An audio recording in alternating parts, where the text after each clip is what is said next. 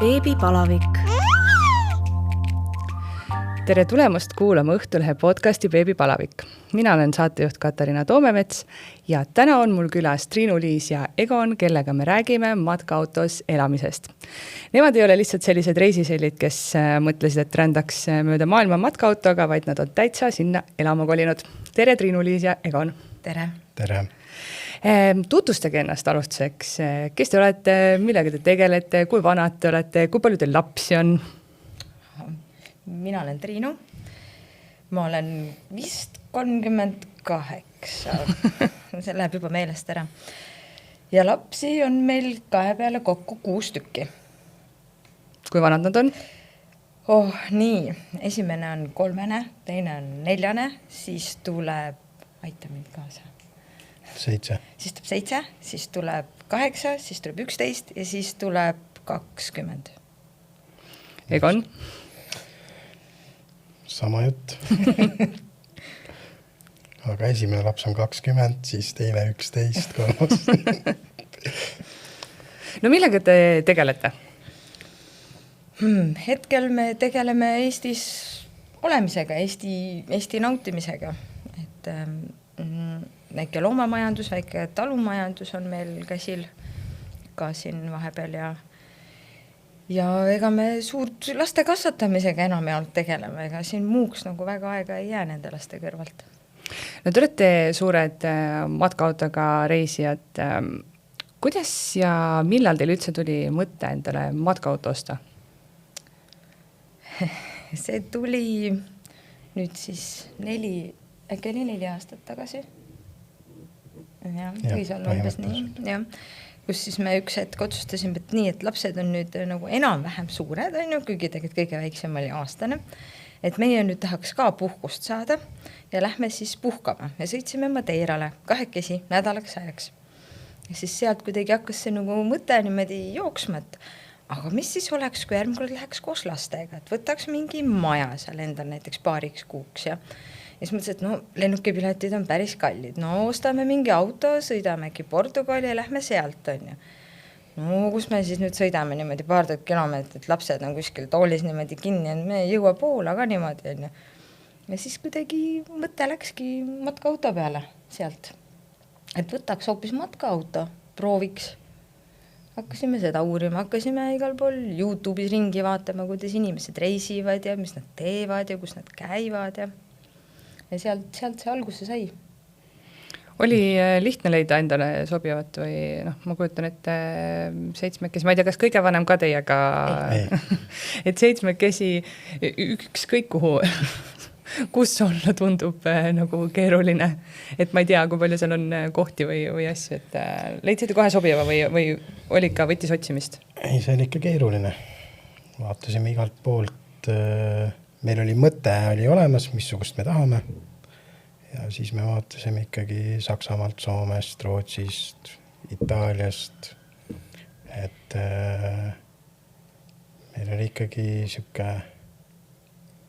suht tugev filter peal, et liiga uut ei saanud endale lubada, laene ei tahtnud endale võtta ja 7-kohalisi B-kategooria autosid olid väga vähe. Aga lõpuks me ühe leidsime. Nii et sellest Eestist. Lõpuks leidsime Eestist. Ja. Vaatasite ümber maailma ringi, aga ikka lõpuks kodumaalt. Lõpuks oli ikkagi kodumaalt. Et kui me oma kategooriatele vastavalt leidsime mingi 4 autot, kes üks oli Soomes, üks Rootsis, üks kuskil mujal on ju, üks Eestis, siis vaatasid, et see hinnavahe oli lõpuks nagu sama, et miks siis minna kaugemale. Mis need kriteeriumid veel olid? Et siin, seal peab olema 7 kohta ja liiga kallist ei taha. Võib-olla selle sisemise paigutuse osas oli nagu kõige rohkem, et me tahtsime kindlasti, et oleks narivooditega ja kuidas need narivoodid peaks olema. Et lastel oleks ikkagi enda koht, kus nad saavad, kui nad isegi tahavad enda ruumis, neil on. Ja et oleks enam-vähem mõistlik nagu WC, duši all sa ei käi päris niimoodi, et sa pead ennast kokku tõmbama ja et köök oleks nagu õige koha peal niimoodi ja et see nagu, kus hästi palju nendes kuulutuses käisid ja vaatasid neid erinevaid, siis sul kuidagi nagu tekkis oma see mingi visioon, et milline ta võiks seest olla. ma ei tea esiteks nendest matkaautodest midagi, aga kui te ütlesite B-kategooria, siis see tähendab, et iga tavaliste autojuhi lubadega inimene võib sellega sõita. Just. 7 inimese jaoks sobiv tundub mega suur. No mini kõrvald ongi väga suur. Et kuidas see sinna kriteeriumitesse nagu mahub, et ma ei kujuta ette, et ma praegu läheksin oma tavaliste lubadega sõitma matkaautoga. Sellega harjub ära. Olite enne ka sõitnud või oli see selline esimene kord, kus sai nagu seda proovida? Mina olin varem nagu natukene kogenud, aga... Meil oli ennem oli Haagis suvila. Jah, me ossime ennem kui... Maale kolis. Jah, 10 aastat, siis oli ka, et osta Haagis suvila, lähme Euroopasse. Me jõudsime Narva. Mis siis juhtus? Läks katki? Ei, me mõtlesime, et me tahame hoopis maal elada, me ei viitsigi kuskile Euroopasse minna. Eesti oli juba nii ilus, et ja puhkust sai läbi tulla hetkel. Jah, meil oli nädal, meil oli 6 aega oli puhkust sai läbi, kui me Narva jõudsime. Ja kuidas teil oli, kas teil oli alguses kohe plaan, et võiks proovida seal päriselt ka nagu elamist või lihtsalt see, et oleks paar nädalat kuskil mõnusas soojas ja lihtsalt avastaks? Pigem jah, niipidi. Et alguses ikkagi mõtlesin, et meil oli kohe plaan, et me tahame talvele ära minna. Alguses oli 6 aega, siis see 6 läks 8 kuuks, siis see 2 kuud hakkas venima juba 3 kuuks. Ja tegelikult suvel ennem, kui me auto ossime, me ossime auto suve alguses ja siis me ikkagi väga palju too suvi käisime, aga lihtsalt niisama nagu järve ääres kuskil. Natuke proovimas, et kuidas on. Et kodus nagu tundsid, et tööd kasvas nagu nii üle pea ja siis mõtlesid, et pakime auto ja lähme ja panidki auto kokku, läksid järve äärde, olid ühe seal ja järgmine päev oli kohe palju parem tööd teha. Kas te pidite kuidagi seda ka ümber ehitama või oli see selles mõttes ikkagi täitsa nagu ideaalne, et istu sisse ja hakka minema? Sinu kord. No natuke ikka, et ma arvan, et igal ühel on mingisugused enda eelistused ja siis mõnele kapikesele mõni riiul juurde ja ikkagi sinu soovi. Et just asju rohkem mahuks. Et pigem ikkagi, aga mitte midagi väga suurt, et selles suhtes ainult natuke siit ja natuke sealt, et auto ise oli minu arust päris heas korras. Jah, et see oli suhteliselt okei. Ja kõige suurem meie hirm ikkagi oligi, või minu hirm tegelikult, oli see, et kuidas mahtuda sinna väiksesse ruumi oma egodega kõik ära. Et muidu oli suur talu ja mul isegi siis tihti tundus see, et kui ma õuest tuppa läksin, siis ma mõtlesin, et ei, ma olen õue tagasi. Ja siis, aga see kuidagi sujus palju paremini, kui oleks ette arvanud, ma arvan. Te ütlesite enne, et te ikkagi tahtsite, et lastel oleks igahel oma voodi või selline oma väike ruum. Et kas seal on siis teil kõigil on oma voodi? Teil on korralik kahekohaline abieluvoodi ja lastel kõigil 5 on oma voodid? Põhimõtteliselt peaaegu saaks, jah. 2 väiksemat põhimõtteliselt peavad koos olema. Jah, 2 kõige väiksemat, aga siis nad oleks 2x2 meetrit voodi peal, kuhu saaks tegelikult ka seina niimoodi vahel ehitada ja siis oleks mõlemal nagu oma tuba. Meil on vahepeal olnud mõtteid küll, et paneks lihtsalt kardinad. Kui neil tõesti on vajadus. Et lihtsalt keegi vaata sind kogu aeg. Mingi hetk tulebki täpselt see. Seda just näed kõige vanemate tütarde puhul tegelikult, et see 9 ja 11 näed kardin ette ja siis nad istuvad seal oma ruumis. Tegelikult see aitab väga hästi. Eks jah, selline väike puberteet hakkab ka juba peale tulema, et siis nagu hakkadki aru saama sellest oma ruumi nagu vajadusest rohkem, eks ju. Milline see teie esimene reis siis oli? Kus te käisite, kui kaua te ära olite? Kas te mõtlesite pärast seda, et never again? Esimene oli Hiiumaa Saaremaa. Ei, esimest korda läksime Tartusse, siis me mõtlesime küll, et ei. Selle auto. Sa mõtled just välismaa reisi? No aga samas, kui te ütlete, et te juba proovisite kodumaal kõigepealt lähemaid, siis need sobivad ka. Hiiumaa Saaremaa seal olime mingi nädal. See nagu oli päris hea.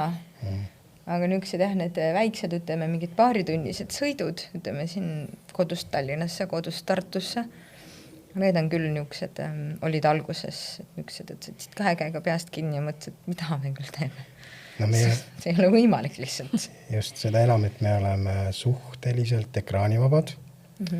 Et nüüdseks üks telekas on seal nurgas, aga muidu meil telefone, iPad, tahvelarvutid, asju, mitte midagi nagu lastele veel ei ole kätte andnud ja see kindlasti teeb ka keerulisemaks, et vähemalt alguses. Aga tänaseks nad ikkagi, kui me nüüd tulime siia, siis oli ikkagi suhteliselt rahulik, et nad on harjunud, nad saavad seal joonistada, lauamänge mängida, kõike. Tegelikult valik on suur, mida nad saavad teha seal ikkagi, aga nad ise pidid ka kohanema. Et see esimene reis, ütleme, kui nüüd esimene välisreis võtta, siis ega seal oli ka, ega nad kõik ootasid seda väga, et siis tegelikult see algus läks nagu esimene päev oli, et kõige oli elevus sees, oli niisugune, saame lõpuks, aga siis see nädal, ma nagu ise sain aru, et umbes nädal läheb lastel nagu sisse elamiseks selle uue rütmiga, et eriti just alguses, kus sa sõidad hästi palju on ju talvel minema, et sooja saada. Et siis see esimene nädal oli just hästi keeruline neil. Et muudkui sõidad ja midagi teha ei ole ja miks ma pean siin olema ja et see nädal oli keeruline, pärast seda läks juba päris lihtsaks. Mis teie esimene välisreis oli ja kui pikk? Ja kuidas te üldse seda ette siis valmistasite? Me ei valmistu, me tegelikult läksime esimesele reisile Hispaaniasse, aga lõpetasime Türgis. Lõpetasime ikka Hispaaniasse? No selles suhtes aga me nagu läksime Hispaaniasse, aga siis läksime hoopis Türki. Sest et me olime igalt poolt mingit infot kuulnud, et mingi ikka Türki, et seal on ikkagi odavad hinnad ja hea kliima ja kõik on tore ja ilus ja siis me mõtlesime, et lähme siis Türki. Et me nagu, ma olin Hispaaniat, oli nagu hästi palju ette valmistanud, mingid äpid tõmmanud ja otsinud mingid ööbimiskohti ja asju ja kõik oli nagu, mitte nüüd niisuguse plaaniga, et nüüd homme oleme seal ja ülehomme seal, vaid pigem, et nagu endale ära salvestada mingid kohti, kuhu sa võid minna. Aga Türgi poole pealt oli meil nagu täiesti null ettevalmistus, et sinna me lihtsalt läksime. Me tegime veel, ma ei tea, kas septembrikuus, siis kui me otsustasime, et nüüd me lähme Türki novembri alguses, siis hakkasime passi tegema, sest lastel ei olnud passigi. Viimasel minutil tegime passi ja siis veel avastati, et meie kõik nooremad tütre siis nimi on rahvastikuregistrisse valesti kirjutatud, nüüd talle ei saagi üldse passi väljastada. Tuli hakata muutma tema nime. Et sidekriipsu vahel oli tühik kogemata pandud, kuigi tal on juba eelnevalt dokumente olla väljastatud. Aga siis läks jälle pass uuesti trükki ja pidime jälle uuesti ootama. See oli siis rahvastikuregistris oli viga ja teie pidite hakkama siis sellega tegelema? Ei, tegelikult nad tegelesid ise. Me pidime ootama. Ja me pidime ootama lihtsalt. Et jah, aga ega see oli kaua ta meil kestis. Me lahkusime novembri alguses. Ja, novembri alguses me läksime minema ja me tulime tagasi, kas oli ikkagi märtsi lõpp. Ja. Meil oli nii-öelda taluhoidja poolt antud 100 päeva, aga taluhoidja soovis natuke kauem olla, siis me saime ka natuke kauem olla. Aga mingi 130 päeva vist oli. Midagi sarnast, just. No ma tulen kohe selle talu juurde, et teil on ikkagi suur majapidamine ja siis päris nii ei saa, et homme lähme, eks ju, et kus teie talu on, kes teil seal kõik on ja kuidas siis, kelle te tavaliselt seda hoidma panete? Me talu asub Valga maakonnas, Laanemetsa külas. Kes meil seal on? Praegu on sinna juba vähem jäänud loomi, kui oli algselt. Aga praegu on seal veel koerad, kassid, hobused, lehmad, kanad, pardid. Muidu lihtsalt oli samad loomad, et ennem ka, aga neid lihtsalt natuke rohkem. Praegu ongi seal 5-10 parteid, aga muidu oli neid ikka 50. Just. Ja kes meie talu hoidis? Esimene aasta hoidis meie vend, minu vend meie talu ja nüüd see aasta siis hoiab meie naaber, kes siis enda juures teeb remonti. Siis tahtis kuskil, nagu, et kus tema siis elab on ju vahepeal ja siis oli niisugune hea, et ta tuleb siis meie juures, hoiab meie maja, ise saab samal ajal nagu endal remonti teha.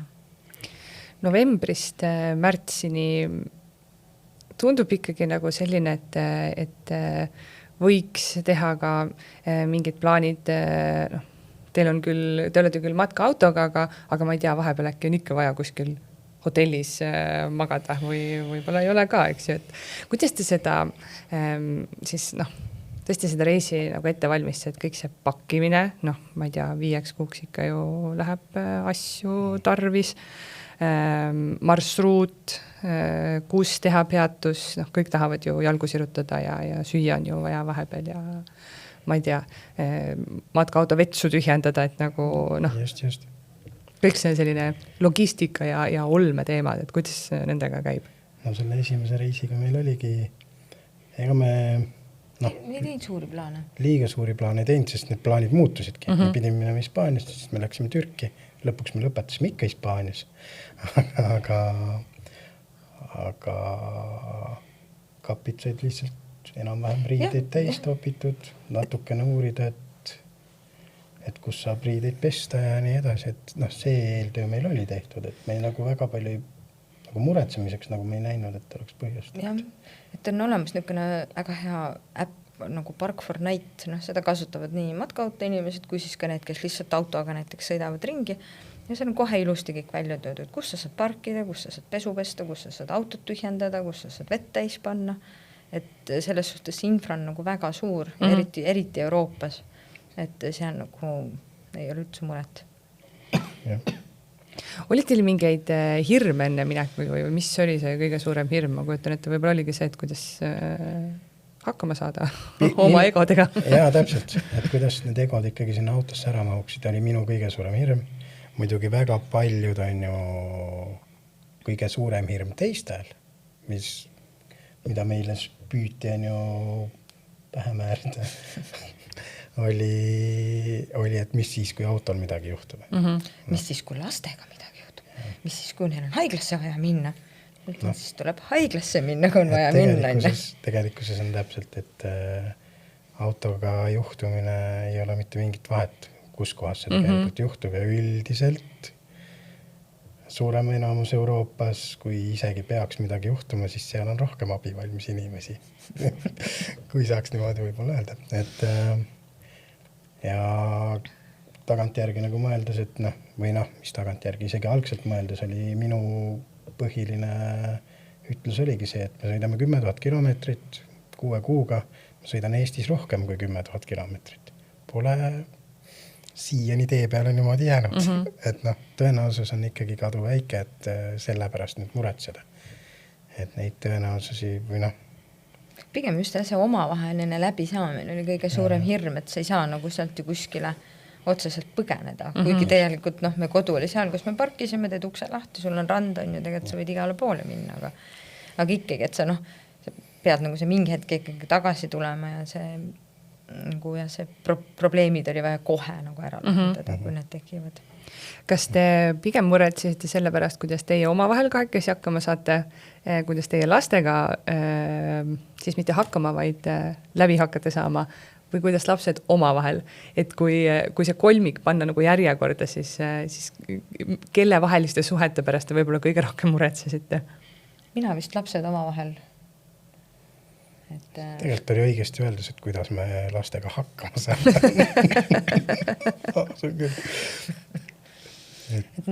Kuna me maal elame, lapsed on hästi niisugused nagu vabad, et nad lähevad välja, teevad, möllavad, käivad palju jalu, on ju. Et siis nagu järsku põmm ja panna nad kuskile kinni ja siis sõita ja siis öelda veel, et sa ei saa ka, on ju. Et see tegelikult toob lastes hästi palju esile ja siis nad peavadki õppima sellega olema ja seda emotsiooni kuidagi. Jah, kuigi see oli jälle ühelt poolt tõesti, kui me sõitsime rohkem, siis tõesti jah, kindlasti paras õpetus neile, aga tegelikkuses me olime ära talvel, kus paratamatult lapsed on vähem suurem osa ajast toas muidu, sest on pime ja külm ja märg ja paned nendele lastele riided selga, siis 10 minuti pärast on nad toas, sest nad on märjad ja nii edasi. Aga seal ongi tegelikult auto on keskus, aga enamus aega me oleme ikkagi väljas. Ta on pigem siuke magamisaeg, nii edasi, et selles suhtes see oli tegelikult jah, see oli pigem oli siuke natukene jällegi alusetu hirm, et seda ei osanud nagu ette kujutada, et kui nagu paralleeli tõmmata, mis me oleks samal ajal Eestis teinud, siis tõenäoliselt oli lastel ka ikkagi mõnusam, et kas tuli mingeid suuri omavahelisi nägelusi ka ette või ikkagi läks kõik nagu palju paremini, kui te oskasite oodata, loota ja karta? Mina ütleks, et me nägelesime natuke vähem. Ma ütleks ka, et kindlasti talviseid nägelemisi on kindlasti kodus olnud rohkem kui ikkagi soojad ja väikse all. Ja ma ütleks, et lapsed olid ka ikkagi niisugused rahulikumad. Just. Et nad kuidagi seal väikses ruumis ikkagi õpid arvestama teistega rohkem. Lihtsalt sa näedki, et sa saad kiiresti aru, et sellest pole tolku, kui sa mingi jamaga ise hakkama saad. No ja ma kujutan ette, et päikselises kohas on ikkagi palju mõnusam ka ju, kui siin pimedas ja külmas Eestis, kus sa oled nagu nii oled torssi, siis igasugune väike asi siin tähendabki närvi, eks ju. Just, et iga väike trigger ja seal need triggerid on tühised. Ma kujutan ette, 7 inimest matkaautos ei ole just kõige tavapärasem vaatepild, et kui te siis kuskil ennast ära parkisite ja kõik sealt välja voolasite, et kuidas need teised matkaautolised, või ma ei tea, kuidas seda, kas sellel kogukonnal on mingi nimetus, et oledki matkaautoga reisijad või on sellel mingi... Ja tal ei ole vist otseselt nimetust. Nomad on ta inglise keeles nagu, aga eesti keeles vist ei ole ja seiklejad lihtsalt. No, et kuidas siis teised seiklejad vaatasid, kas otsid peast kinni ja mõtlesid ka, et kas see inimeste voor sealt autost ükskord lõpeb ka või? Ja niisugused pilke ma olen palju näinud, kus vaatad, kui inimene seisab seal, siis ta hakkab vaatama, kuidas tulevad näiteks bensukas on ja lapsed välja. Üks hüppab, vaatab, teine hüppab, kolmas hüppab, suu lahti ja siis nagu peale 5. ootab, et kas tuleb veel midagi või? Ja siis rohkem ei tule kahjuks. Et teise vastuvõtt on alati olnud väga... Pigem on tulnud juurde vanaisaid Kreekas, Hispaanias ja Inglismaal. Kes toovad kommi ja küpsiseid ja präänikuid ja et pigem on see vastuvõtt nagu hästi soe ja kui me seal Türgi poole läksime, seal on hästi palju seda passi näitamist vahepeal ja siis kui sa ikkagi oma selle 7 passi selle nagu pataka sellena onul annad on ja siis see nagu vaatab ja siis Egon alati ütles, et mul on 5 last ja kõik ühe naisega. Ja siis oli nonudel oli kohe naeretus nii suul, et jääsulatust toiametnikele. Siis kõik oli ühe lapsega, võtab ühe naisega. Päriselt. Eriti veel, kui Türgis räägid. Et kõik olid alati nagu väga nagu positiivsed või tänava peal kuskil käisid või kuskil mingis restoranis aegalt söömas, et siis ikka nagu vaadata, anti jooki lastele, mingid kõrrejooke ja asju ja ikkagi hoolitseti meelest. Ja väga vähe on olnud negatiivset, et ma ei teagi, et üldse oleks olnud. Pigem kõige suurem on teiste inimeste hirmud ja tullakse küsima ja kui teiste inimeste hirmud on suured, siis need inimesed püüavad ka hirme üle kanda, kool ja nii edasi, kõik sellised. Enamus hirmud on ikkagi tulnud läbi sotsiaalmeediaga, siis nagu kui meie jälgijad on ju, siis kommenteerivad, et issand, et te rikute oma lapsed ära, kuidas te saate niimoodi viita nad välismaal. Oota, minu meelest nagu siis, kui sa viid oma lapse välismaale, siis on just äge, et ta näeb ju maailma. No võt, aga mõne arvates me rikume nad ära. Need on erinevad hirmud, et... Laps peab ikkagi käima koolis ja istuma kodus ja mis asja ta siin tillutab ringi. Mis teete selliste tüüpidega siis? Ignoreerite? Või... nägemusi on erinevaid ja see on meie viis elada ja me ei ole jumalad, et teisi muuta. Kas te kuidagi, ma ei tea, õigustate ennast seal, ma ei tea, vastate nendele kommentaaridele või ma ei tea, kirjadele, mis viisil nad teiega nagu ühendust võtavad, et selles mõttes, kuna te jagate ju Instagramis ja YouTube'is, eks ju, oma tegemisi, siis võib öelda, et te olete just kui rahva oma, et siis peaks nagu hakkama ka ennast õigustama, kui sinu jälgija ikka küsib, et kas sa ei arva, et sa nüüd ära nagu rikud või lihtsalt lasete minna? Ma üldiselt üritan lasta minna ja kui mul on võimalik, siis ma alati vastan mingisuguse naljaga, et ma mäletan, et me värvisime autot. Meil oli muidu puidust auto ja värvisime sisuvärvi, mitte väljast sisu seest, vabandust. Ja värvisime ta kriidivärvidega ära ja siis üks daam, kes on varemgi mulle väga sapiselt öelnud, tuli ütles, et sa peaks värvima tulekindla värviga. Ütlesin, no jah, et ma järgmine kord siis tean, et kui mul auto maha põleb, et siis vähemalt jääb mul värv alles. Nagu, et ma ei oska nagu kuidagi moodi sellisele kommentaarile vastata. Kuidas teie, ütleme, kui te hakkasite siis siit minema Hispaaniasse, aga hoopiski Türki jõudsite, et millised need sõidupäevad välja näevad? Kui kaua te sõidate, kui tihti te teete peatusi, millised need peatused on? Et kas panete 12 tundi järjest ära ja teete peatusi alles siis, kui magamisaeg on või ikkagi selline, ma ei tea, paari tunni tagant, et sirutada ja hingata? No, algselt tegime rohkem pause või pigem ongi see algne Läti, Leedu, Poola on ju, et need on nagu ja kui novembris lähed, siis tahaks juba saada sooja, et olenevalt väga palju ilmadest, aga me sõidame päris palju.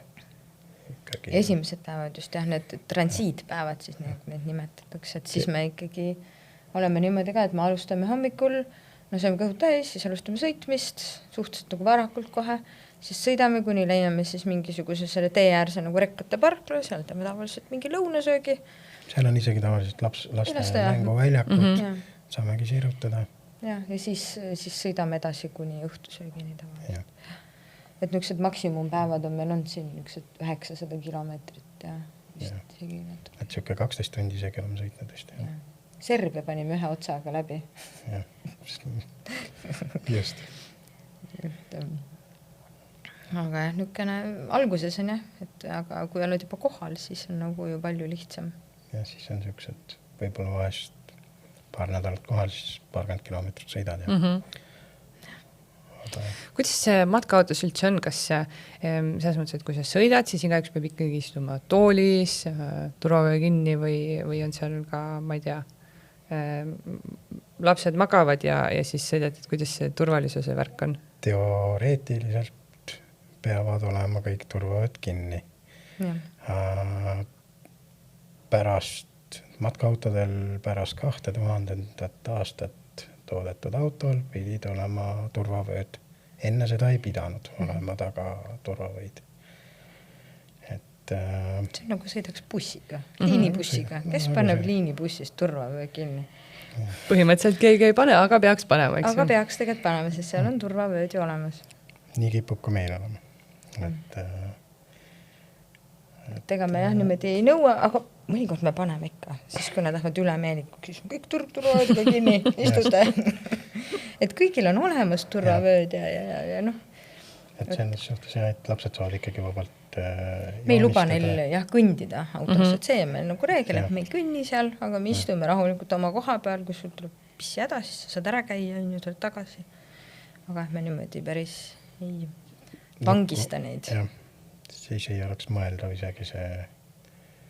Siis me ei sõidaks Tallinnasse ka ühe otsaga. Sest meil on lapsed väga liikuvad ja nad tahavad ikkagi olla ja siiamaani on see kõik toredasti toiminud. Kuidas söögi tegemisega teil on? Kas selleks tuleb ikka peatuda või on teil süüa teeb ainult sõites? Ei, me ikka seisame. Süüa sõites ei saa väga hästi teha. Ma olen paar kord proovinud. Ei, ma mõtlen, et kas teil on seal sees, selles mõttes siis ehitatud täitsa köök ja värki? Köök ja külmkapp ja kraanikauss ja isegi soe vesi tuleb, sest seal on veepoiler. Gaasipliit, 2 põletit, kõik on olemas. Nagu see on nagu kodu ikkagi. Et ei sööki, me teeme ikkagi kodus, külmkapp on küll väike, aga siis õnneks ei osta poest ka palju. Ja ma ei tea, kõik söögid saab tehtud, mis nagu tahan, et ahja ei ole, sellest on mõnikord hästi suur, nagu igasust tahaks mingit lasanjat teha või kooki, et seda ei ole. Aga muust ei tunne puudust, jah? No suurest köögist ikka. No võiks olla suurem, aga siis kui sa selle suurema saad, siis ta on ikka väike lõpuks ju. Et selles suhtes tegelikult on ta päris paras, vaata kui vähe pead koristama, sest et midagi ongi ainult see nagu töötasapinna osa oli seal nagu tõesti nii suur oli see töötasapinna osa, et siis Egon ehitas mulle sinna juurde, et ukse ette käib nagu plaat ette, mis on siis nagu suurem, et siis seal peal saan lõigata, et see nagu andis hästi palju juurde. Aga jah, muidu nagu, nüüd me oleme nagu ajas endale nagu kööki poole peale just nagu toonud asju juurde, no näiteks juhtmevaba saumikser on ju, mis on tegelikult, me teeme ise majoneesi näiteks, et siis see on nagu täiesti asendamatu asi meie jaoks. Ja mingid kohvimasin ja veekeedukan, mis käib elektri pealt ja läheb ka matkautos tööle, on ju, et niisugused mugavusasju me oleme nagu aastalt aastale endale juurde. Ja te enne ütlesite ka, et inimesed ütlevad, et lapsed ikka peaksid käima koolis ja nii edasi, et kuidas teil see kooli asi lahendatud on? Kui palju teil üldse käivad koolis? 3? Nüüd käib 3, jah. Et meil muidu käivad koolis, praegu on ka koolis, praegu on Vanamööres. Et aga siis, kui me läheme reisile, siis on teavad lihtsalt koduõppela, nagu selleks perioodiks lihtsalt. Ja see periood on juba ühe korra läbi käidud, sellepärast, et kõige vanem laps käis koolis, käis koduõppel, siis tagasi kooli ja taast on täitsa inimene kasvanud, et ei ole midagi olla.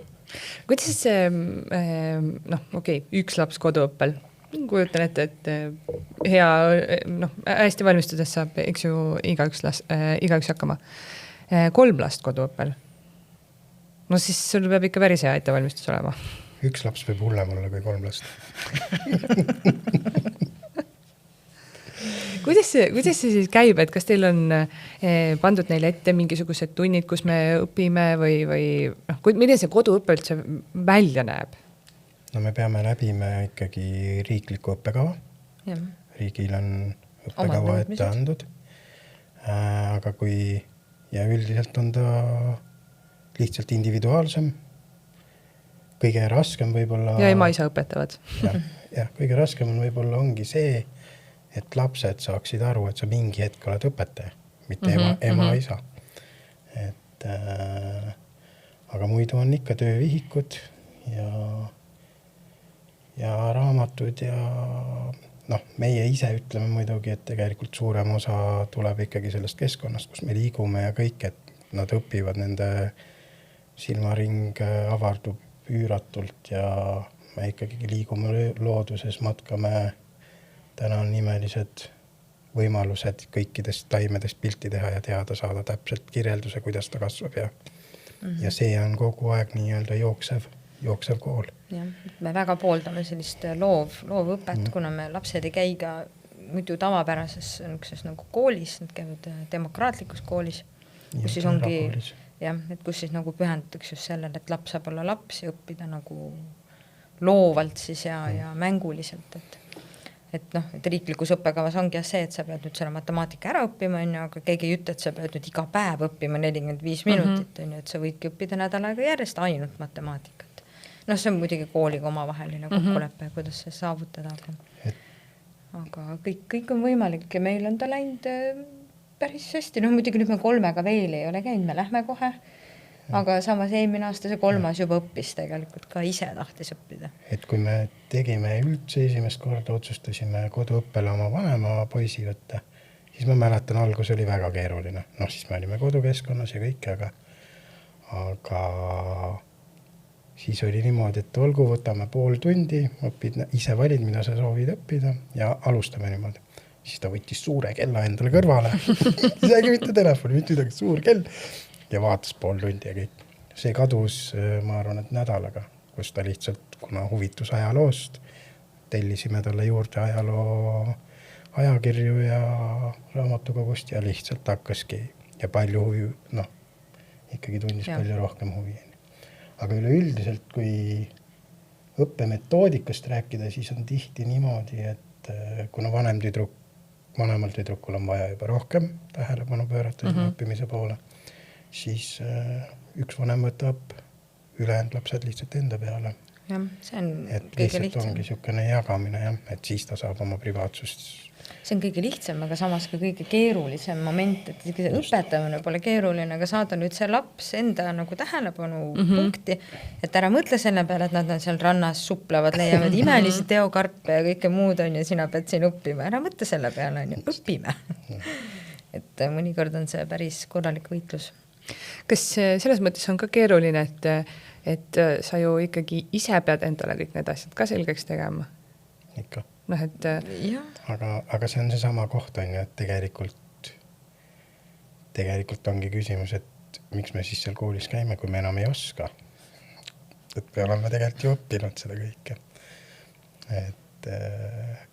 Et miks siis sundida neid, aga üldiselt on siiani kõik asjad vähemalt minul, üldiselt meil on ikkagi meeles olnud. Ja tema on matemaatika peal. Kuidas teil jagatud on, jah, kes mida rohkem teeb? Temal on seal matemaatika ja mis sul seal veel võtad, mõnikord eesti keelt ja mina olen pigem seas eesti keel, loodusõpetus ja kõik see pool ja ülejäänud tuleb neil kõik nagu ise, et... Käsitööd ja sellised asjad on täpselt, et nad on niikuinii meil kõrval õpivad kogu aeg, et haamreid, kirveid ja nuge ja kõike kindlasti oskavad paremini kasutada kui julgelt öeldes keskmine Eesti laps. Ja. Või keskmine Eesti mees. Võib-olla. Kuidas selle igasuguste tööde vastamisega on, et kas nad peavad tegema mingisuguseid, ma ei tea, videokõnesid vahepeal või mingeid videoülevaateid või saatma mingeid asju või on nii, et olete poolest ära, tuleb tagasi, vastab kõik hunniku järjest ära? Otseselt ja kui laps on koduõppel, siis laps on vanema vastutada. Siis tegelikult see on kool määrab ise, kuidas tema tahab seda nagu olukorda. Aga tegelikult on jah, et kui laps on koduõppel, on ta laps on vanema vastutada ja siis ta nagu ei pea ka kellelegi aru andma. Koolil on ikka. Ta on nagu Valdorf kool põhimõtteliselt, sama põhimõttega siis. Aga mingid soove nagu ikka on, et raamatut läbi loed, siis et kokkuvõte ja pigem on see ka kontakt oma klassikaaslastega, teevad mingeid ettekandeid, suhtlevad oma vahel. Ja ma ikka aegalt õpetaja käest küsin, et nii, kus maal te nüüd olete, et siis me tean, kus maal meie oleme, nüüd kuidagi järgi jõud, et ma ei taha ka seda, et tal endal oleks halb, kui ta läheb pärast kooli tagasi, et mina peangi selle eest ju vastutama, et ta oleks seal samas kohas, kus meie ju tahame, et meie enda lastel oleks hea, me ei taha ju lastel halb. Kas mõnikord on seda ka, et tulete reisilt tagasi või kui nüüd koduõpet tagasi minnaks, siis on nad hoopis omadega ees? Et ma ei tea, kuidagi õpid, ma ei saa öelda, et kiiremini ära või ikkagi tegelikult intensiivsemalt, sest mõtled, et siis on nagu tehtud ja siis me saame muid asju teha, siis vaatad, opsed kogemata on liiga palju teinud. Vist veel seda ei ole kahjuks, ütleme, võib-olla mingite teadmiste osas on ta kindlasti ees, on ju. Aga ütleme, sellise eesti keel, matemaatika, need pigem jäävad niimoodi, et oleks võinud isegi natuke rohkem. Aga jah, võtad loodusõpetuse ja sealt on ikkagi väga ees. Et aga see on jälle lapsest nii erineb, jah, et hästi erinevad on lapsed. No eelmisel suvel siis otsisite te seekord pooleteiseks aastaks oma tallu hoidjad ja te juba ütlesite, et te olete seda ka korra varem teinud, et kas hirmus ei ole anda oma talu niimoodi ära, et esimene kord oli küll Triinu-Liis sinu vend ja nüüd on naaber, aga te otsisite seda hoidjate tegelikult suuremast ringist, eks ju. Et kui oleks tulnud mina täiesti võõras inimene enne, kui me leppisime podcasti kokku olnud, et ma tahan teie talus elada 1,5 aastat, oleksite võtnud mu? No me ikka läbisime päris suure kadaliku ja ikkagi jah, mingid. Inimesed ikka käisid kohal, ikkagi nagu näitasime. Proovipäeval ja kõigepealt kutsusime kohale nad. See vist mingi, lõpuks käis äkki 20 inimest, niimoodi 20 pere siis ja mõned olid üksikud naised. Et mis üldse endast kujutab, mida meie ootame, mida ta meile vastu peaks pakkuma. Ja siis, kui ta nagu mõtles, et võiks ju proovida, siis me alles kutsusime proovipäevale, kus ta hakkaski reaalselt proovima. Aga neid proovipäevale ei jõudnud väga palju. inimesed ehmatasid ära. Ja pigem on ikkagi jah see, et just neid teadvustada, et meile tundus see võimalus nagu see unistuste võimalus, sest meie läksime tegelikult maale niimoodi, et me ei teadnud mitte midagi. Me õppisime YouTube'ist kitse lüpsma ja hobust rakendama ja mida kõike veel on. Et meil oli ikkagi täis null teadmist. Noh, kolida majja, kus pool maja jookseb katusvesi katusest sisse ja nii edasi. Et see tundus nagu atraktiivne ja oli tegelikult inimesi, keda nagu huvitas. Ja, aga võib-olla see mingi niimoodi üle öö järsku saada, mingisugused lehmad ja hobused ja koerad ja kassid ja see tundus nagu wow. Et mõtled küll, et maaromantikaga, kui sa päriselt tegelikult näed neid, eks ju, ja saad aru, et et ma pean seda suurt looma katsuma. Ja sa pead vastutama ka veel tema. Et siis see nagu nii lihtne ei ole. Meil oli paar päris head kandidaati, aga nad ka tegelikult kõik ütlesid nagu ära siis lõpuks ikkagi selle puhtalt kas nüüd hirm või üks kandidaat oli väga, et ta läks koju, ta juba läks ära, ütles okei, ma tulen. Ja siis kui koju jõudis, et siis ta oli nagu selle ajaga jõudnud ikkagi nii palju ennast veel analüüsida, et ütles, et vist ikka mitte, et ta kardab, et tema nagu töö jääb natuke siis liiga tahaplaanile ja seda ta ei tahaks. Just, et talv maal on kindlasti ikkagi väljakutsu, et suvi on midagi muud, päevad on pikad ja talvel sa pead ikkagi oma rutiinsed tegevused suruma sinna Valga ja siis see üldiselt ära, et siis on aega vähem ja energiat ka kindlasti vähem ja aga siis otsustasid viimasel hetkel otsustas, et naabrid järsku avastasid, et oleks lahe, kui tuleme hoopis meie. Kas te siis nende poole polnud enne pöördunud või nad ei teadnudki, et teil selline plaan on või kuidas teadsid ikka ja me ikkagi peaaegu, et igapäevaselt suhtlesime aga ju nad pidasid enda plaani. Juunial oli ka ikkagi sisemuses see väike hirm, nüüd, kuidas ma nüüd selle üle võtan, kuigi ta on nagu näinud kogu aeg kõrvalt ja ta mees on tegelikult maal üles kasvanud, ka samamoodi lehmade ja kanade ja värkidega, et aga ikkagi mingisugune, pead ikkagi kaaluma hästi palju, kui sa niisuguse vastutuse võtad. Kuigi mu vennal tuli see väga kiiresti. Pigem oli Triinu vennaga see, et tal tegelikult puudus igasugune kogemus. Ja ta tuli üldse meie juurde esimest korda kevadel, pärast 8 aastat seal või 7 aastat elades. Ja ära ei läinud. Ja enam ära ei läinud. Ikka läks, aga selles suhtes hakkas meeldima ja ta oli kohe nõus ja miks ta seekord ei tulnud siis? Sest tal on 100 päeva piir ja me tahtsime kauem olla. Me tahtsime 1,5 aastat saada. Sellega ta nõus ei olnud. Eelmine kord saite 30 päeva lisaks, aga päris mingid 300 enam ei olnud. Ja seda ei oleks välja vist kaubelnud. No te otsisite 1,5 aastaks koduhoidjad selleks, et 1,5 aastat kaubikus, vabandust. Võib ka kaubik öelda. Matka autos olla, et novembris te läksite reisile, nüüd te tulite siis, mis mul siin kirjas on, aprillis tulite tagasi, et kas oligi plaan nii, et käite jupikaupa? Nüüd te lähete ju kohe jälle varsti ära, eks ju. Et või te ikkagi plaanisite 1,5 aastat ära olla ja kui viimane variant, siis miks tagasi tulite vahepeal? Meie üldine, ma ei tea, tunne on vähemalt see, et pole paremat kohta suvel kui Eesti. Ja meie kindel plaan oligi suvel tulla Eestisse tagasi. Aga et just Eestit ka avastada ja nii-öelda lastele näidata ja sõpru külastada, mida taluelu kõrvalt jäi nagu kuidagi aega väga väheks, et sõpradel lapsed suured ja me pole veel külas käinud, aga nad on meil küll külas käinud ja vähemalt selline oli plaan. Et igal juhul Eesti pikad valged suveööd ja meeldiv mõnus ilm ja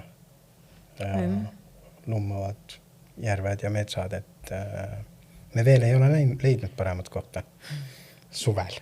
Pole väga palju suvel kuskil võtta olnud ka tegelikult ju. Nojah, aga polegi, kui suvi Eestis meeldib, siis. Kõige see suvi ei olnud kõige parem. Jah, nõustun. Kuidas siis, kus te siis käisite, kui novembris minema põrutasite ja nüüd aprillis tulite, mis marsruut siis oli ja mis riigid kõik läbi käisite? Siis me läksime otse Hispaaniasse, me enam siis ringi ei teinud. Ja läksimegi selle mõttega, et me siis Hispaanias hästi rahulikult, et oleme seal hästi pikalt ja mõnuleme ja siis lähme sealt alla kuni Portugalini välja ja siis sealt üles ja siis tuleme kuskilt sealt ülevalt Saksamaa ja Prantsusmaa ja siis seda rannikut mööda tagasi. See oli nagu me ütleme kõige esimene algne plaan, mis me paika panime. Aga enamus selle me tegimegi, välja arvatud see, et kui me sinna üles Põhja-Hispaaniasse siis jõudsime seal kuskil, kas see seal veebruarikuus? Veebruari lõpp kuskil nii, siis seal oli täiesti kohutavad ilmad. Seal oli külm, seal oli märg, see külm isegi ei mõjuta, aga matkaauto puhul see märg on kõige suurem probleem, sest sul oli lihtsalt riidid mitte kuskil kuivatada ja kogu aeg seal autos sees istuda ju nagu ka ei taha. Aga seal oli tõesti, seal sadas, ikka väga palju. Ma arvan, et veebruarikuus tegid sa ühe video, mille sa Instagrami postitasid ja tuli välja, et Eestis oli soojem kui seal. Teie läksite sooja otsima. Üldse see talv oli Hispaanias väga vihmane, et ma kuskilt nägin pilti, et jaanuarikuus sadas Prantsusmaal 2 päeva ja Hispaanias sadas just mingisugune 22 päeva. Midagi niukest. Et esimene talv Hispaanias oli palju soojem. Aga siis me seal üleval natukene olime ja olime juba täiesti seal Prantsusmaa piiri ääres, siis mõtlesime, et tead, kui siin see halb ilm on, et põrutame siis koju, et hakkame seal midagi tegema. Ja et mis me siin vihma käest passime. Aga siis mul üks hea sõbranna ostis endale just Hispaaniasse maja. Ja siis ütles, et ei, tulge siia alla tagasi, et meil on siin soe, tulge siia. Et me seal natuke aega mõtlesime ja mõtlesime, savi, lähme. Ja siis panime nagu sealt ülevalt või põmm alla tagasi. Ja siis olimegi mingi 2 nädalat olime seal veel. Olime ennast ära põletatud ja mererannas veel istutud ja siis tulimegi tagasi vaikselt. Et siis tegime niukse lihtsalt ringi ümber Hispaania. Ja nüüd te lähete millal uuesti ära ja kuhu siis lähete? Millal me lähme? Seda me ei tea. Auto tuleb korda teha. Meil natuke auto katki.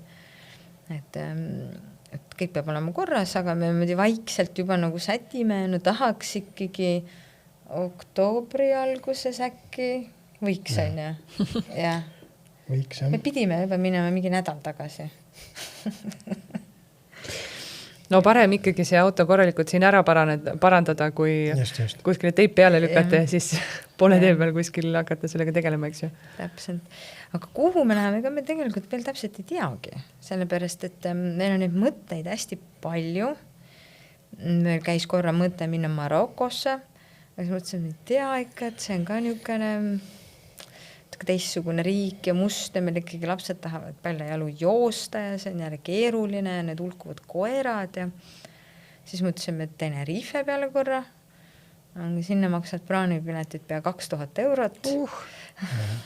Siis on ka nagu, ei tea, kas ikka tahaks minna. Siis võiks oma lennukiga minna. Jah. Aga ja siis nüüd korra mõtleme, et läheks Kreekasse, oleks seal natuke aega. Nii nagu me nagu see esimene Türgi reis ka, mis et Kreekast tulime siis laevaga Itaaliasse ja Itaaliast laevaga Barcelonasse. Kui me Türgist tagasi tulime Hispaaniasse. Et teeks samamoodi, et aga lihtsalt oleks rohkem Kreekas. Et läheks kohe sinna alla välja, sinna Kalamatasse, vaataks seal natuke ringi, et seal tegelikult on ka soe sellel ajal. Ja Kreeka iseenesest on väga ilus. Et vaataks seal natuke ringi ja siis läheks jälle läbi Itaalia niimoodi sinna Hispaaniasse, kui Kreekas jahedaks läheb. Et see on praegu niisugune kõige teonäolisem plaan. Kui me saame normaalsel ajal minema. Jah, aga kui me jälle siin oktoobri alguses saame minema, no siis me läheme otse Hispaaniasse. Ei, oktoobris on okei veel. Ei, oktoobri, novembri alguses, jah. Et siis ilmselt läheme ikkagi avastame jälle Hispaaniat. Detsember, jaanuar on üldiselt vihmased Kreekas. Et muidu meile väga Kreeka meeldis, et sinna me kindlasti tahaks tagasi minna, aga elu tuleb vahepeal vahele. Noh, kui juba teel olete, siis põhimõtteliselt ei ole ju vahetu. Ja just. Lükkate oma sussid autosse ja sõidate järgmisesse kohta edasi, eks. Teil on see valik, et ei peagi siin pikalt mingit plaani ju põhimõtteliselt kokku panema. Ega ei peagi jah, et kõige parem ongi minu arust niimoodi minna, et sa tead, et nii, ma nüüd lähen, hakkad minema, enam-vähem võiks teada, kas sa lähed põhja või lähed lõuna, ja siis ütleme, mõtled, lähed sõidadki sinu Horvaatiasse välja, ja siis hakkad sealt vaatama, no kus ma nüüd lähen, lähed viskad kulli kirja, ehk siis elu juhatab sind kuhu poole. Kui lehed veel puu peal on, siis sõidame alla poole ja mis asi? Lehed veel puu peal on. Jaa, vaatad ilma, mõnedele ütlevad, et seal Algalamatas on kõik talvel ka soe, aga vihmane, see on natuke. Aga see on niisugune. Merevesi on soojem. Jah, kui Hispaanias. Millised on olnud kõige ägedamad kogemused teil siiani niimoodi reisides ja kas on ka mingeid selliseid suuri äpardusi ette tulnud? Inimestel alati meeldib äpardustest kuulda. Äpardusi, miks meil need äpardusi on ikka tulnud? No auto on katki läinud ka. Keset pimedat Saksa kiirteed. Jooksis see autusvedelik välja autolt. Mis tegite siis? Seisime keset pimedat Saksa kiirteed. Aga kuna matkaautol on vähemalt selline eelis, et üldiselt on 100 liitrit lisavett olemas, siis lasime korgid täis ja sõitsime esimesse, üldiselt Saksamaal ja seal on need parkimisplatse on hästi tihedalt. Sõitsime esimesse parkimisplatsi ja hakkasime edasi mõtlema. Läksime magama. Läksime magama. Et selles suhtes on ju selle autoga nii hea, et see on alati kodu olemas ja hommikul on alati ju parem asjadega tegeleda. Valges ja puhanuna, eks ju. Jah, et kohe tal palju paremad mõtted tulevad ja küll iga probleem saab lõpuks lahenduse, et see, kui sa paanikasse lähed, et ega see hästi ei aita kaasa. Ja siis on meil ühe korra radikas katki läinud autol. Radikas lekkima. Lekkima, lekkima. See ongi katki, kui ta lekkima. See ei ole terve. Aga sükke. Et ta hakkas meil esimesel reisil Portugalis lekkima, siis ei kinni, siis hakkas uuesti lekkima, siis vist jälle kinni, siis sa said mingi sakslase käest mingi aine. Iirlase käest, said mingi aine, mis siis peatas lekke, aga siis ühed, nad ei olnud veel meie tuttavad, aga nad said meie tuttavateks, nad olid meid jälginud ja kui me kurtsime muret, siis nad ütlesid, et me oleme sinna poole tulemas, et ma haaran radika kaasa. Ja nii siis tulime juurde koos radikaga. Läksime kuskile puhkekeskus sinna tasulisse matkaparklasse, kus me üldiselt käime vähe, aga siis just too moment, et kui sa lähed auto kallale, saad õline ja vastik, et siis tahad ennast nagu korralikult pesta. Siis see oli nagu hea variant. Vahetasime ära ja sõitsime edasi. Just. Jah. Aga rohkem polegi katki läinud või? Aga rohkem sõitud. Et niukseid äpardusi nagu ühe korra sõitsime üle Lamava politseinikku. Me ei näinud seda, me sõitsime 50, kui me selle asulas sees, aga me ei näinud teda üldse. Ja kui sa ikkagi sellise suure autoga sealt üle sõidad, siis terve see auto hüppab. Ja siis hüppas niimoodi, et ta lõhkus ära meil taga WC-s siis kõik kraanikausid ja kõik lõhkus ära, siis meil lihtsalt need tõukerattad ja siis need hüppas kõik paigast ära. Kõik lõhkus ära. Ja ta lõhkus veel niimoodi, et samal ajal kui ta hüppas üles, siis ta lõi kraani lahti niimoodi, et kui me pärast 5 minutit sõitsime, siis kogu see aeg see kraanist vesi lihtsalt lahvas sinna WC-sse. Jah. Et ei kuulnud. Sa ei kuule, jah. Ja mis seal ikka siis natuke aega sügasid kukalt ja läksid magama. Vaatasid üle, mis toimub. Ja et niisugused mingid tahavate peegel sõideti meil maha üks kord ka teise matkaauto poolt, aga ta oli täiesti umbkeelne portugaalane, et siis me ei osanud nagu midagi peale hakata. Isegi Google Translate ega ei aidanud. Võib-olla ta teeskles võimalik, aga midagi hullu ei olnud, et selles suhtes mul tuleb üks sükane tore ütlus on meelde, et enne kui me matkaautoga reisima hakkasime, meil oli plaan, et me lähme talveks puhkusele. Selleks ajaks, kui me poole jõudsime, me saime aru, et see on seiklus, mitte puhkus. Ja no üldiselt, kui me pargime näiteks, siis me alati üritame vaadata niimoodi, et meil oleks ka teised matkaautod ümber on. See on juba turvalisuse pärast, kõik nagu kunagi ei tegele, kui sa kohtud, me oleme väga palju sõpru endale saanud niimoodi reisides. Ja üldiselt see, kui sa keegi nagu tööriista kohvri juba seal matkaauto kõrval lahti võtad, või siis sul on neid igasuguseid tarkanusid seal ümber ringeni, kes tulevad sind aitavad ja kellel on mis võti ja kellel on mis asi ja mingi lukk parandati meil niimoodi ära. Ja paljudel on kogemusi ikkagi sarnaste asjadega. Ja kõik saavad üksteist aidata ja just jagada. Et abi leiab alati. Et selle taha nagu ei jää nagu kunagi ükski asi. No, mis on kõige ägedamad hetked olnud? Kujutan ette, et neid on keerulisem valida. Ja, niisugune, mis tõesti on minu jaoks võib-olla mingi, kui mõtled, kõige ägedam moment reisil oligi see, kui me just esimesel reisil olime jõudnud Kreekasse ja siis oled nagu eks ma olen käinud ka, aga samas nagu kuuled need kuldkollased liivad ja helesinised veed on ju. Ja siis, kui sa pöörad oma autoga sinna, sa näed, et kas see päriselt ongi ju siin on ju. Ja ma saan siia parkida ja ma saan siin olla ja hotell on minu selja taga ja nad maksavad selle eest on ju.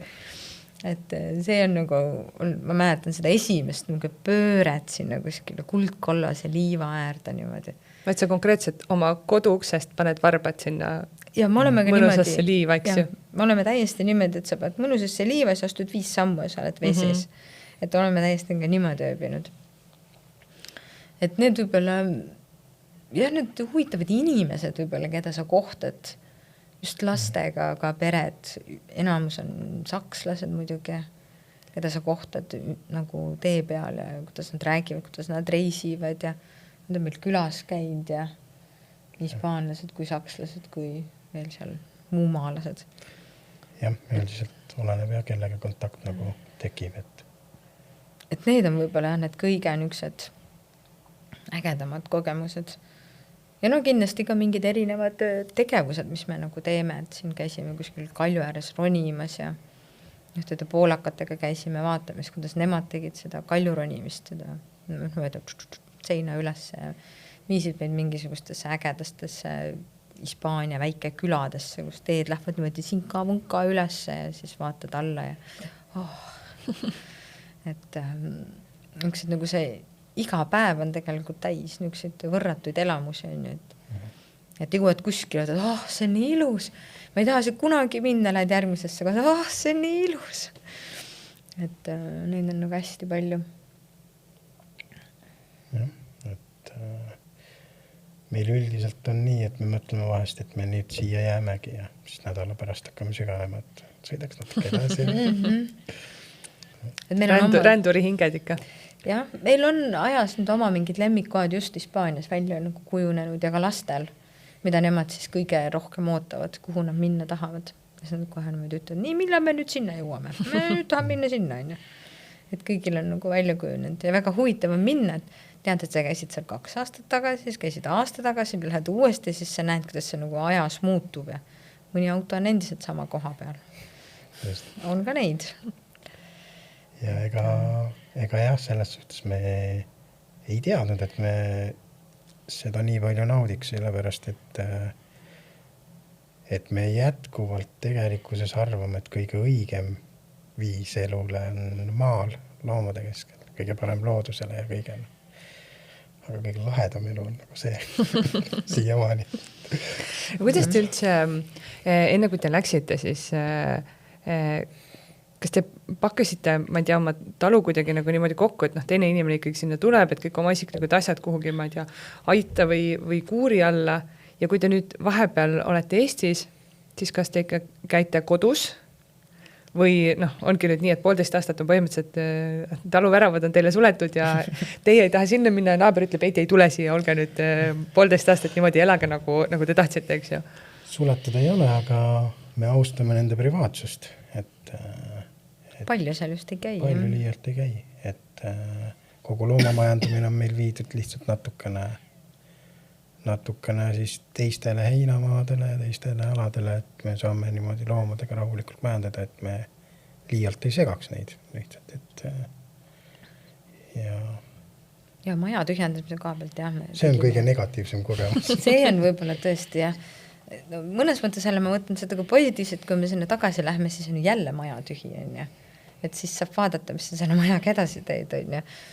Et aga see maja tühjaks tegemise oli, ma mõtlesin, ma teen selle nädalaga, aga mul vist läks 6 aega või läks, ma arvasin, et nii tohutu, ma ei taha isegi sa tahtsid 2 kuud teha, ma ütlesin, et ära muretsed, et nädalaga ära. No jaa, nagu et jah, see oli ikkagi päris niisugune kohutav osa ja kõik need asjad, mis igalt poolt välja tulevad ja neid asju oli nii palju, mis sinna oli ikkagi 9 aastaga kogunenud. Aga jah, me ikkagi tervesime terve maja tühjaks. Ainult vist paar voodit ja mingid kapid. Ja, mis nad nagu ise soovisid. Nad siis tulid ikka täitsa nagu oma mööbliga ka, jah? Jah. Okei, täiesti. Ja mingi suur diivan ja üks tõesti väga suured detailid ainult. Kuhu te oma asjad panid siis? Meil on seal suur sigala, me panime sinna kõik. No meil on neid hooneid on rohkem. Ja mingised, mis vähem nõuavad, tahavad rohkem niukest nagu tõesti väga kuive, need läksid ühte kohta, siis mõned teise kohta, et niukene jaotasime natukene neid asju. Mitte eluruumidesse. Jah. Just. Aga mingi maja kallal te praegu ikkagi nokitsete, ma olen Instagramis näinud, mis koht see on? Järgmine unist. Võtsite omale uue talu ja siis nüüd hoopis salaja elate seal talus vahepeal, teises talus. Ja. Tegelikult see koht on meil ostetud juba 5 aastat tagasi. Ma olen hästi suur käsitöö inimene ja siis me ossimegi, mul oli oma Kangastel ja kudumisring, aga ta oli vanas vallamajas ja vallamaja müüs maja maha ja siis me ossimegi uue maja, kuhu see siis nagu uuesti rajada. Aga see maja oli natukene, ütleme siis räämas, et ta vajas tööd. Aga siis meil nagu ei jäänud enda nagu talu üles ehitamise kõrvat veel aega teist kohta nagu ka üles ehitada, siis ta lihtsalt seisis. Ja nüüd, kui me siis tulime siia, siis me alguses mõtlesimegi, et me teeme suve alguses natuke tööd, ja siis suvel reisime ringi ja siis suve lõpus teeme ka natuke tööd, on ju. Aga kujunes välja ikka niimoodi, et me oleme terve suvi seal olnud paiksed. Või me ikkagi käime ka, aga me ikkagi oleme seal ka väga palju paigal. Aga me elame ikkagi autos selles suhtes. Maganud ainult matkaautos. Ja ma olen 1 öö maganud vist seal majas ja sina ka paar tükkis, kui ma olin matkaautoga ära. Ja. Aga üleüldiselt on ka see teema ikkagi, et meil on need Eesti geenid sees ja ma ütlen siis enda kohta, et Eesti mees peab tegema tööd, on ju. Ja siis natukene keeruline on kohati, kui pikalt ei tee midagi, siis hakkavad käed sügelema. Sa said Hispaanias nendel eestlastel külas käia tööd teha. Palju sul vaja on teha tööd? No selle töö tegemisega ma tahan kohe küsida, et kust raha saate? Ma arvan, et see on veel huvitavam teema kui õnnetused on ju. Negatiivsed kogemused. Selles mõttes, et kui te ringi rändate ja pool aastat saate endale lubada, siis oled suure päranduse saanud? Ei ole kahjuks. Teete kaugtööd? Ei tee ka seda kahjuks. Hästi kogunud? Ja, seda. Seda, ma ei tea, kui hästi. Natuke on. Jah. Nii palju kui, üks kõige suurem teema on see, et meil ei ole ühtegi laenu ega liisingut. Meil ei ole kohustusi ega midagi sellist. Juba hea kokkuhoid. Hea kokkuhoid. Teine asi on see, et niimoodi elades kulub raha vähem kui siin koha peal olles. Eriti talvel. Eriti talvel. Me ju ei maksa elektri eest, me ei maksa vee eest, mitte millegi eest. Just. Ja siis suvel tuleb väga palju tööd teha selle jaoks, et kogudagi raha nii-öelda siis talviste lõbustuste jaoks. Ja õnneks meie riigis on veel üks väga hea süsteem, mis maksab laste toetust. Et eks sealt tuleb ka mingi osa, see on küll väga väike, aga ta vähemalt on abiks seegi, on ju. Aga siis on täpselt talupidamine. See aasta oli keerulisem, eelmine aasta oli lihtsam, siis meil oli nii-öelda talusaadusi rohkem, me saime palju ise kaasa võtta ja kõike. See aasta on natuke keerulisem, aga samuti me teeme selliseid äärmuslikke asju, et korjame metsas mustikaid ja leiame sealt, kus on nagu võimalik. Jah. et ma teen hästi palju käsitööd, siis seda müün näiteks ja noh, niisuguseid sudakaid siis ja siis paned jälle raha kõrvale ja siis saab hakkama. Ja me ise võib-olla, meie puhul ongi kõige rohkem see, et me teame, mida me tahame, teame, kuhu me tahame minna ja siis me oleme nagu nõus, ma ei ütleks, et kannatama, aga nagu olemagi siis nagu säästlikud on ju, et saada siis seda, mida me tahame teha. Ja meie nõudmised on ka võib-olla väikesed, noh, arvestas selles, et ei ole mingisuguseid lastel nutitelefone, mida nad võib-olla kord kuus ära lõhuks on ja sa pead neid uusi ostma või ma ei tea veel, mis. No kui sa oled harjunud ka nii väikesel pinnal elama, siis on ilmselgelt näha, et need nõudmised ei ole nagu väga suured, eks ju, sest sa juba ka see ruumi suurus ise paneb sulle juba ju piirid ette, sa ei saa sinna kuhjata endale mänguasju tonnides, eks ju, riideid, mingi kleite, jalanõusid, et paari, millega saad hakkama, on ju siin ühed plätud, ühed tossud ja nii ongi, eks ju, mitte 5 paari erinevaid saapaid. Ja see ongi see imeline osa, et tegelikult on meil väga vähe vaja ja iga uue reisi alguses me tõstame ikkagi kapist riideid ära. Ja tegelikult saan aru, et järjest vähem ja vähem on asju. Ja kui sa lähed ikkagi, ütleme, reisile, ala Hispaaniasse, ma saan aru, et ei ole mõtet jätta hunnikut koju ja siis minna kõik asjad osta uuesti, aga sa ei pea muretsema selle pärast, et su lapsed et paljaks seal. Pahatihti on need riided isegi odavamad kui meil siin Eestis. Et ja söök ja kõik see on ikkagi märkimisväärselt seal odavam. Jah, et kui nagunii on vaja uusi asju osta, siis kui sa juba lähed, siis parem ostad need sealt, eks ju, et mitte siit, ma ei tea, võib-olla 3-kordse hinnaga. Et 3-4 aastased lapsed paratamatult iga paari kuu tagant ongi vaja uusi riideid.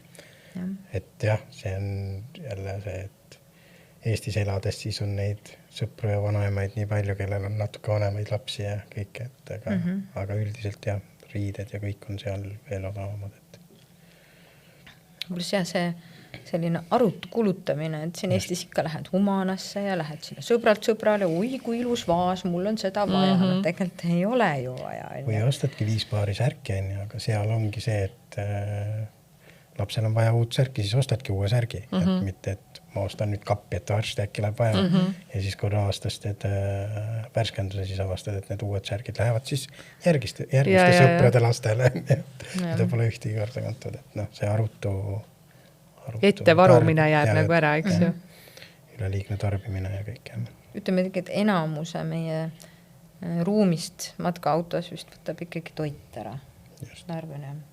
Et seda on meil nagu ajas natukene nagu kogutud, ma ei saa kogutud võib-olla, aga me ei osta päris poest toitu, et meil on seal Võru kandis on niisugune ühishange, kes siis tellib Hollandist toitu, kuivaineid, riisid, jahud, asjad. Ökoloogilist toitu, mis on siis märkimisväärselt odavam, kui ta on Eesti turul. Ja siis ostadki on ju seal 25 kilo riisi, et siis selle võtad muidugi kaasa ja see peab ka endale riisi ostma. Ja sealt tulebki nagu see väike nagu kokkuhoid.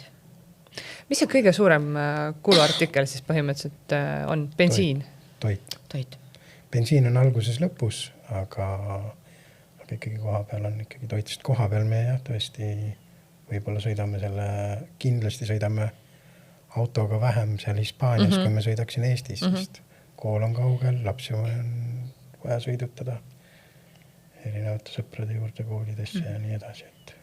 Aga toit, aga samas ise vaatad ka, et saaks ka vähem tarbida seda toitu. Alati ei ole vaja siin mingeid emotsioon osta teha. Aga mõnikord ikka võib ennast premeerida ka, eks ju. Võib, alati võib. Me ikkagi elame, jah. Jah, me ikkagi elame, et toit on ikkagi kõige suurem kulu. No mida selline elu teile kõige rohkem õpetanud on, ma ei tea, enda kohta ja ka näiteks ühiskonna kohta või mingite asjade toimimise kohta? Kas siis heas mõttes või halvas mõttes? Ma arvan, et ühiskonna toimimise kohta ma arvan, et minule vähemalt on näidanud, et mitte kuskil ei ole ideaalset kohta, et igal riigil on omad mingisugused kiiksud ja kääksud, on ju, olid see siis Eestis, Lätis, Leedus või Hispaanias, on ju. Et mitte kuskil pole, ma arvan, sellist riiki, kus kõigile meeldiksid kõik seadused, mis meil on ju tehtud. aga võib-olla kõige rohkem mind ta isiklikult on õpetanud võib-olla arvestama oma perekonnaliikmetega rohkem ja just probleeme nagu võib-olla kohe lahendama ja niisugust võib-olla äkki ka natukene rahulikumale. Ma ei tea, seda ma saan end ise öelda. Ma arvan, et ma olen juba rahulikuks läinud. Aga ma ei tea, jah. Jah, mind tõenäoliselt võib-olla adaptiivsus, et inimloom on ikkagi väga, väga hästi võimeline kohanema erinevate situatsioonidega ja selles suhtes ma olen Triinuga nõus, et me oleme ikkagi väga paljude erinevatest riikidest inimestega suhelnud ja üleüldiselt on väga paljudel inimestel, kes on reisinud aastaid, pole 5-6 aastat kodus käinud. Ja üldiselt ma küsin ikkagi kõikide käest, kes on nagu pikalt Ameerikas, Euroopas, Austraalias, Aasias, ükskõik kus nad on reisinud. Aga ma arvan, et ikkagi enamus kindlasti 80-90%, kui ma küsin nende käest, et mis siis nagu kõige lemmikum riik on olnud, kuhu nagu kindlalt tahaks tagasi minna. See on ikkagi üldiselt, nad ütlevad oma koduriigi. Et kas sa oled prantslane või oled sa, ma ei teagi, kuskilt Indiats pärit, aga üldiselt nad ikkagi ütlevad, et kodus on kõige parem. Jah, et nad ei tea, millal nad sinna lähevad, aga kunagi kindlasti. Et just need, kas või selle argentiinlasega, kui ma jutustasin, on ju samamoodi. Vist 12 aastat vist päkki ei olnud käinud kodus. Aga kuidas ta sellest, kui hingestatult sellest Argentiinast rääkis, loodusest, koskedest, kõikidest, täpselt nii, et vaata juba lennupileteid, takkasin ära. See oli väga hea müügimees. Just. Aga jah, ma arvan ka seda, et me arvame küll, et igal pool mujal on parem. Aga tegelikult on lõpuks on hea seal, kus sa tahad olla. Jah, tegelikult sa lood ikkagi enda õnne enda ümber ise. Et ma arvan, et on nii. No mis oleks teie unistuste sihtkoht või selline unistuste reisiring, et kui ei peaks mõtlema sellele, et Tenerife praamipiletid on 2000 eurot ja ei tea, kas hakkame ikka kulutama, et Prantsuse Poloneesia. Miks see? Ma ei tea. Autoga sinna nii hästi ei saa. See on ju seal kuskil Tahiti juures. Pigem jah. Keset ookeaneid. Jah, kuldkollased liivad ja helesinised veed ja haikalad ja millimallikad ja korallid ja nii lahe. See oleks vist unistus. Aga autoga unistus. Eks me oleme ikka mõelnud, et võib-olla minna üldse teisele poole. Sinna Iraagi ja Iraani poole ja sinna. Et samamoodi ju inimesed on ja seal on see kultuuriline erinevus ja kõik ja tõenäoliselt võib-olla, kui me mingi hetk talusama lapsed suured, kus kasvatame, siis võtame selle poole, aga pigem on lastega on ikkagi täna siin kandis on turvalisem. Kui ainult auto enda jaoks on nagu lihtsam tegelikult, isegi võib-olla turvalisuse pärast. Endale kindlasti lihtsam, et ei pea, ikka see murepilv ikkagi mingi hetk sulle tekib sisse, tahad või ei taha. Aga just kui ainult auto peale mõelda, et kuhu saab autoga, siis mul vist oleks ka mingi Nepal või Vietnam oleks nagu need kohad, kuhu tahaks võib-olla minna. Niisugune unistus. Triinu-Liis ja Egon, aitäh teile. Ma soovin teile nüüd järgmisel reisil väga palju edu ja et te saate siit oktoobri alguses minema. Hoian peedlaid ja äkki siis Nepal või Vietnam ka ikkagi kunagi realiseerub. No mine sa tea. Igaks juhuks tasub lotot mängida äkki. Aitäh. Hea plaan. Aitäh teile tulemast ja aitäh kõigile kuulamast. Aitäh. Kuula Beebipalaviku üle nädala neljapäeviti Spotify'st, iTunes'ist või kust iganes oma podcastid leiad.